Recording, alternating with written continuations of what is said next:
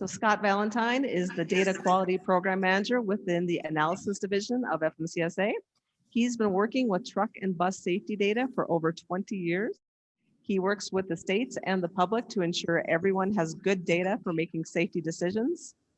And his biggest hope is one day soon, he'll be able to travel and see everyone. So with that, Scott, if you are online, you can go ahead and unmute yourself. Hello, everyone. Since I do have the honor of speaking lunchtime, I'm going to make this a little different than I probably would otherwise. And that is to start with a corny joke. A biologist, a statistician, and a mathematician are sharing a meal at an outdoor cafe, having recently been vaccinated. The trio see two people walk into a house, and about 15 minutes later, see three people leave. The biologist says the two reproduced, and that's why we have a third person now. The statistician said there must have been a sampling error the first time, and maybe it was three people that entered. The mathematician said, it's very simple. Two people leave the house, two people enter, three people left. If one more person enters the house will be empty. The wonderful part about being virtual is that I just have to assume that went over with big laughs. A somewhat related joke is that there are two types of people in the world.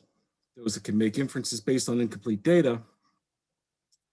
And one of my favorite professors when I was an undergrad at Virginia Tech, Dr. Clint Coakley, would often begin every class with something humorous. Our final class, he said, there are two types of statisticians. We all waited for the joke and he just paused. And then he said, there are two types of statisticians. The first sits in an ivory tower, collects knowledge, works to determine truth, and then moves on to the next truth, content that they have learned something new. The second struggles every day developing data to find that kernel of truth and then works to change that truth. I think everyone here, statistician or not, falls into that second group. We're here to talk about using data to move truck and bus safety forward. And the wider our audience at these safety summits, the better discussion that we can have. Because while one group often collects information, sometimes it's someone else that's able to act upon that information in order to make a difference. It's a great honor to be speaking with you all today. I was extremely excited when Dr. Lance brought the proposal to FMCSA about conducting this CMV Safety Summit, about using data to move safety forward. Especially since it's one of my favorite places, involves all of you good people. I'm just so sorry I can't be there in person. I've been through several iterations of this speech, and I'm going to talk about the data quality program, but from a lens of where our data came from, how we got here, and then finish on where we're headed. So, here we go. So picture it, Washington, D.C., 1935, the Motor Carrier Act of 1935 to be precise. This act gave a newly formed Bureau of Motor Carriers within the Interstate Commerce Commission charges to decrease accidents, save human lives, and reduce property losses by the following: that every driver is mentally and physically qualified to drive safely, possess a driver's license, that are subject to the rules and regulations related to qualifications of drivers and safety of operations, and to protect from hazardous fatigue by limitations on hours of service. That every vehicle is inherently safe in its physical specifications, that is properly equipped for safety purposes, is regularly inspected and maintained in safe working order, and carries visible means of identification. And that every accident involving death, injury, or material property damage be carefully analyzed to determine further means of accident prevention. This sounds pretty familiar, doesn't it? In a notice of proposed rulemaking just a year later, the Interstate Commerce Commission stated that development of as complete information as possible regarding accidents in which vehicles operating under the Motor Carrier Act are involved is essential in order to evolve further means for accident prevention. That was 85 years ago. Now let's fast forward to 1990. The Bureau of Motor Carriers was now the Office of Motor Carriers within the Federal Highway Administration. The National Governors Association had completed a study for the Transportation Research Board that reviewed motor carrier provided crash data to the Office of Motor Carriers. The report stated that while Office of Motor Carriers received information on 33,000 crashes that year, this was far below what was expected from other data sources from the National Highway Traffic Safety Administration, or NHTSA. And there was a push to have states provide the information directly to Office of Motor Carriers as a part of the Motor Carriers Safety Assistance Program, what we call MCSAP.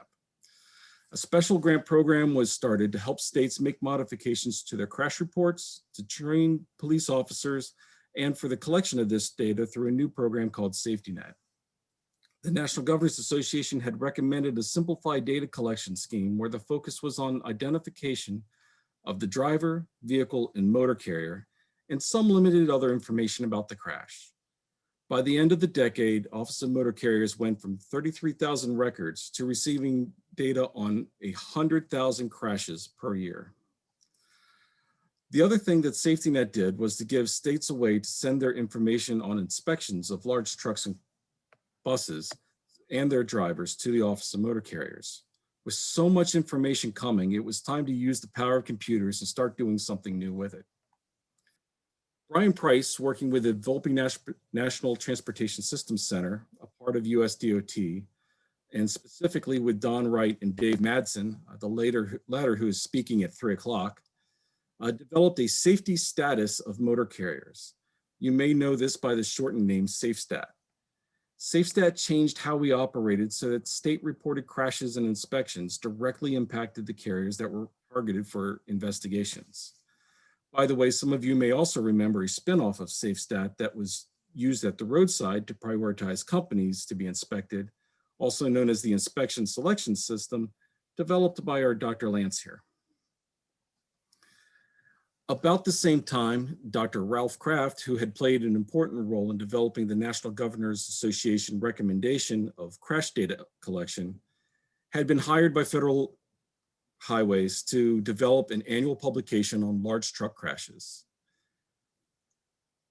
Now, both SafeStat and Dr. Kraft had a new possibility for distribution that was becoming popular towards the end of the 90s, the internet. Another analysis division alum named Dale Sinicki worked with the Volpe Center to create the Analysis and Information Online, or what we know as ANI, which is an intranet site in 1998 and went public with SafeStat and the crash profiles online in December of 1999, just a couple weeks before the creation of the Federal Motor Carrier Safety Administration. SafeStat used 30 months of crash and out of service violation data from inspections. As time went on, SafeStat was used more. There became a greater push for more transparency into SafeStat and for more frequent updates. On the transparency side, the site went from just containing summaries of violations and crashes to listing details of these events. And the site went from a 6-month update cycle to updates happening every month. This push towards data also brought about the importance of the quality for this information. We brought in Betsy Benkowski from NHTSA to head up a new data quality program. Betsy came from NHTSA and had worked with the Fatality Analysis Reporting System, or FARS, since their early days. Now let's jump forward a few years to 2004. It was a big year for the fledgling data quality program. After some review by the DOT Inspector General and the Government Accountability Office provided recommendations for improving SafeStat and our data, in February of 2004, FMCSA launched DataQs, a website that the industry and public use to see corrections on FMCSA published data. Since most of our information is provided by the states, we needed the states to be involved in making certain that data are correct. I call the DataQs our public participation portion of the data quality program. And we review trends within these requests for data review, or RDRs, to find ways to make systematic improvements. That summer of 2004 also saw the first state safety data quality map to be released, which was a set of performance measures that examined the accuracy, completeness, and timeliness of state-provided crash and inspection data. It was time that FMCSA held ourselves and our state partners a little more accountable for the information that was being provided. the accuracy, completeness, and timeliness also directly fed into how information was being used in SafeStat at the time. So what's changed since? We've continued to work with our state partners to improve the quantity and quality of information.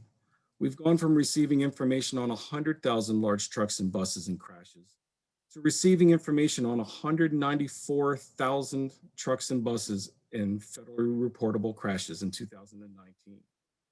We've been able to use our own data sources much more like the census of large trucks and bus crashes that it was intended to be.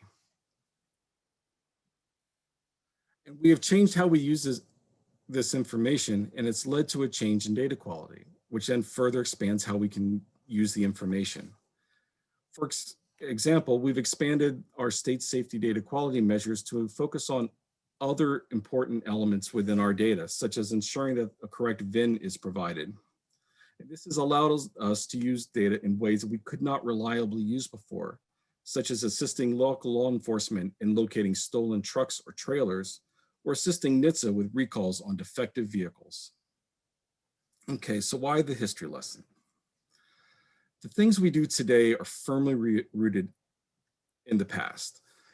It takes years to make progress on anything if we don't have the data to know which direction to go.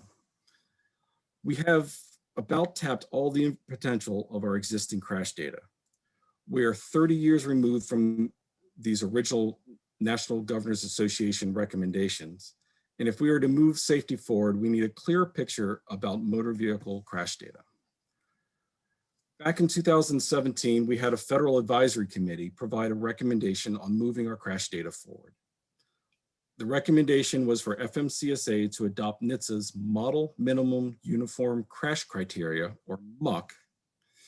We are getting the ball rolling on this in IT, but the larger lift will be for changes in how our state partners in terms of data collection and extraction of that information to FMCSA. Tomorrow you'll hear from Dr. Trueblood from Texas A&M on the efforts that Texas and surrounding states have on this effort. Also tomorrow you'll hear from my boss, Bill Bannister, on a new crash study that FMCSA is initiating called the Large Truck Crash Causal Factors Study, a successor to the Large Truck Crash Causation Study that was mentioned earlier. And this is the type of group that we need to be involved. From data collection and research questions to analysis and the final piece, what do we do with the information? There are many changes within FMCSA after the findings of the original Large Truck Crash Causation Study, but after 20 years, it is time to understand what has changed and how we move forward, not just as FMCSA, but as industry and public as well. In the near term, my team is working on ways that we can improve data at a more local level. A question was raised in one of our field listening sessions about what portion of our crash data is provided by local law enforcement. The darker shading on this map means that a higher portion of that state's data is provided by local law enforcement agencies rather than state police. We are looking into ways to ensure that local law enforcement has the tools and training in handling large truck and bus crashes in their communities, especially for areas that may not see either much truck traffic or especially crashes.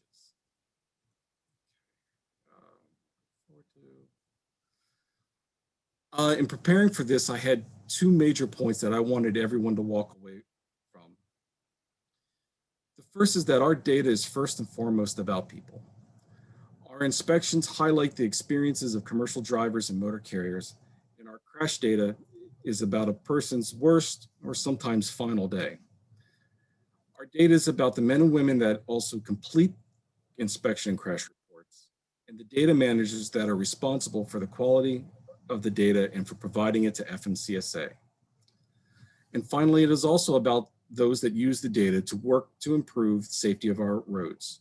From researchers to economists, from those in enforcement making decisions on which truck to inspect or which carrier to investigate, to those on the industry sides making decisions on which driver to hire or how to improve safety of their companies. Those of us that work with this data, there's always a line from Hamilton that sits in the background. Who lives, who dies, and who tells their story? Well, we do. We tell their story and we honor their story.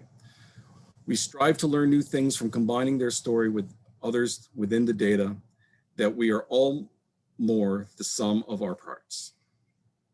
The second major point that I wanted to get across is that we are all here because of the words and experiences of those that came before us.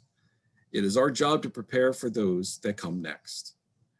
All of us have been greatly affected by those that have served before us, either directly, such as a mentor or that seasoned veteran that has taken a new person under their wing, or indirectly, like those that put us on this path, like the Motor Carrier Act of 1935.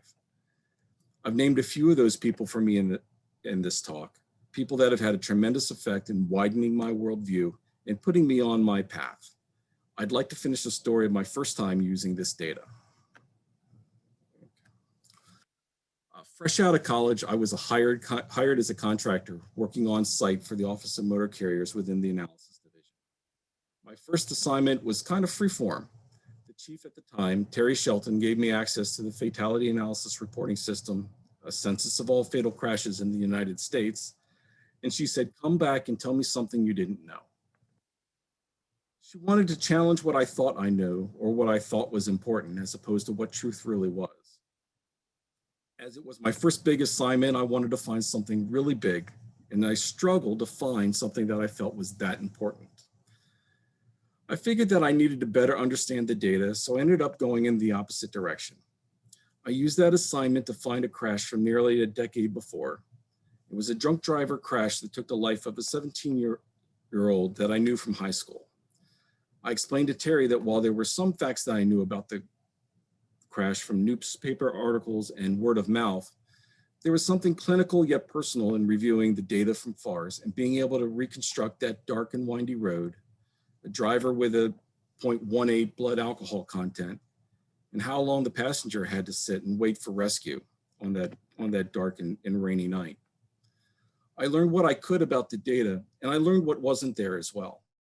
For most people that I know that have worked with crash data for a long time, they have a strange sense of humor. Don't get me started with the fiery explosion that happened after a truck crash carrying frozen chicken collided with a truck carrying bees. Barbecue, anyone? Both drivers walked away from the crash, so it's a little easier to find the humor. But this was a lesson that I've always carried with me, that no matter how the data may be summarized, that there are always many personal layers and stories within. I want to thank you all very much for giving me your time, and I hope you enjoy the rest of your safety summit. And I will turn things back over to Brenda. Great. Thanks a lot, Scott. That was a wonderful walk through history. I enjoyed that. Thanks. We've definitely come a long way. Does anybody have any questions or comments for Scott? If you have any data quality or data questions in general, Scott is your man. I think all these guys know everything they know about data. Of course, a lot of them are still eating. Sorry, Scott. No. That's quite all right. That's you know. Please go back for, you said the menu was chef's special today? Yeah. And I think we had one question coming online, but I'm pretty sure that's for Joe D, so you probably don't want to answer that one. Fantastic. More questions for Joe, please. Yeah, I'll just double check. Patrick, has anything come in recently? I'm not seeing anything. Okay, thanks, Patrick. Appreciate it. All right, any questions or comments for Scott? Are you going to be able to hang out with us a little bit longer, Scott? Absolutely. All right, cool.